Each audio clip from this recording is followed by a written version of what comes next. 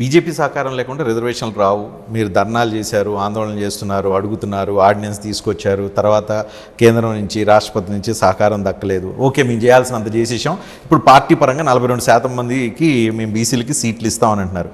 ఈ 42%లో ముస్లిమ్స్లందరినీ తీసుకొచ్చి చొప్పించి రేపు తెలంగాణలో స్థానిక సంస్థల ఎన్నికల్లో రాజకీయం చేయదలుచుకున్నారా? BJP versus Congress. వాళ్ళేమో రాజకీయాలు మాట్లాడుతున్నారు, మేమేమో రాష్ట్రాన్ని మా నాయకులు చెప్పినట్టు ఎక్స్రే చేసి చూపించాం. అసలు ఈ రాష్ట్రంలో ఏముందని ఒక ఎక్స్రే తీసి ఆ ఎక్స్రేని మేము ముందు పెట్టాం.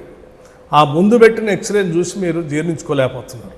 మేము ఒక రాష్ట్ర ప్రభుత్వంగా చట్టం తీసాం, ఒక కేంద్ర ప్రభుత్వం దగ్గర అంటే అత్యంత డెమోక్రటిక్గా భారత రాజ్యాంగం ప్రకారం రాష్ట్ర ప్రభుత్వం చేసినటువంటి బిల్లుని ఢిల్లీకి పంపించినప్పుడు వాళ్ళు చర్చించి ఒక విధానపరమైన నేను చేయాలి.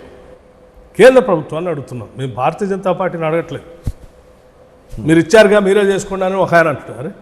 మీరు ఇచ్చేది కాంగ్రెస్ వాళ్ళు కాదు, కాంగ్రెస్ వాళ్ళు హామీ ఇచ్చినాం. మేము ఈరోజు రాష్ట్ర ప్రభుత్వం ప్రకారం చట్టం చేసి బిల్లు పంపించాం.